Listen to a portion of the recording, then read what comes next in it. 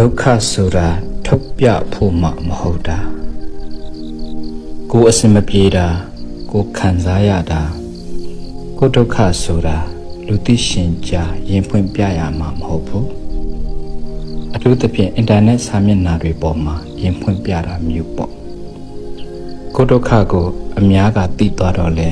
ဒုက္ခကရုပ်လျော့သွားမှာမဟုတ်တာလူသိရှင်ကြားခံစားပြပေမဲ့စာနာတနာတဲ့သူကနည်းနည်းရဲ့ကြိတ်ပြီးဝမ်းသာနေမဲ့သူကပိုများတတ်တာမဟုတ်လားလူဆိုတာသူများအရေးထက်ကိုယ့်အရေးကိုပဲဦးစားပေးတာကများပါတယ်လေတခါတခါကိုယ်ခံစားချက်ကကိုယ်အားနည်းချက်ဖြစ်သွားတတ်တာလည်းရှိတာပေါ့ခံစားချက်ကိုနားလည်ပေးနိုင်တဲ့သူကကိုယ့်ကိုအားပေးတတ်ပေမဲ့ခံစားချက်ကိုအပြစ်မြင်နေတဲ့သူကတော့ဖိစရာလက်နက်တစ်ခုအဖြစ်အသုံးချသွားတတ်တာလည်းရှိတာမဟုတ်လားသူများဆိုတာကိုထင်တယ်လို့ကိုအပူကိုဖေးမကူမဲ့သူချီတော့မဟုတ်ကြပေဘူးပေါ့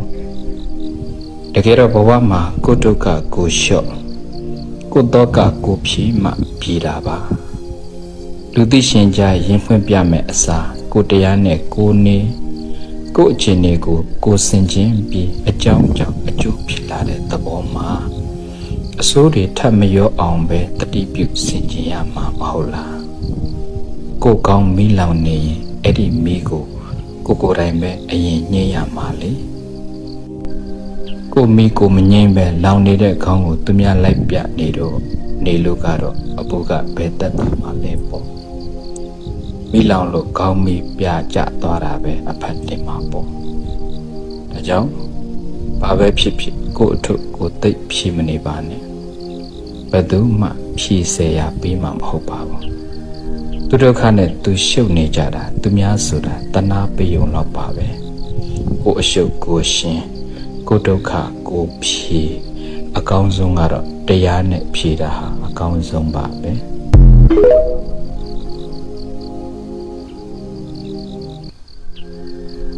ဒုက္ခဆိုတာထုတ်ပြဖို့မှမဟုတ်တာကိုယ်အစင်မပြေတာကိုယ်ခံစားရတာကိုယ်ဒုက္ခဆိုတာလူသိရှင်ကြားရင်ဖွင့်ပြရမှာမဟုတ်ဘူးအထူးသဖြင့်အင်တာနက်စာမျက်နှာတွေပေါ်မှာရင်ဖွင့်ပြတာမျိုးပေါ့ကိုယ်ဒုက္ခကိုအများကသိသွားတော့လဲဒုက္ခကရုပ်လျော့သွားမှာမဟုတ်တာလူသိရှင်ကြားခံစားပြပေမဲ့စာနာတနာတဲ့သူကနည်းနည်းရဲ့ကြိတ်ပြီးဝမ်းသာနေမဲ့သူကပိုများတတ်တာမဟုတ်လား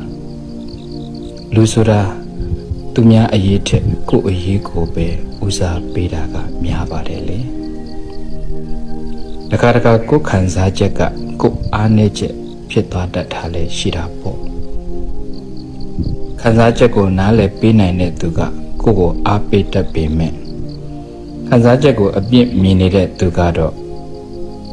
ဖိစရာလက်နက်တစ်ခုအဖြစ်အသုံးချသွားတတ်တာလည်းရှိတာမဟုတ်လားသူများဆိုတာကိုထင်တယ်လို့ကိုအပူကိုဖေးမကူမဲ့သူချီတော့မဟုတ်ကြပေဘူးပေါ့တကယ်တော့ဘဝမှာကိုဒုက္ခကိုလျှော့ကိုဒုက္ခကိုဖြီးမှပြည်တာပါလူသိရှင်ကြားရင်ဖွင့်ပြမဲ့အစာကိုတရားနဲ့ကိုနေကိုယ့်အခြေအနေကိုဆင်ခြင်ပြီးအကြောင်းကြောင့်အကျိုးဖြစ်လာတဲ့သဘောမှာအဆိုးတွေထပ်မရောအောင်ပဲတတိပြုဆင်ခြင်ရမှာမဟုတ်လားကိုယ်ကောင်းမီးလောင်နေရင်အဲ့ဒီမီးကိုကိုယ်တိုင်ပဲအရင်ညှိရမှာလေကိုမီးကိုမငြိမ်းပဲလောင်နေတဲ့ခေါင်းကိုသူများလိုက်ပြနေလို့ကတော့အပူကဘယ်တက်တာမှလဲပေါ့မိလောင်လို့ကောင်းမီပြကြသွားတာပဲအဖတ်တင်မှာပေါ့ဒါကြောင့်ဘာပဲဖြစ်ဖြစ်ကိုအထုကိုသိပ်ဖြီးမနေပါနဲ့ဘယ်သူမှဖြီးစေရပေးမှာမဟုတ်ပါဘူးသူဒုက္ခနဲ့သူရှုပ်နေကြတာသူများဆိုတာတနာပယုံတော့ပါပဲကိုအရှုပ်ကိုရှင်ကိုဒုက္ခကိုဖြီးအကောင်းဆုံးကတော့တရားနဲ့ဖြီးတာဟာအကောင်းဆုံးပါပဲ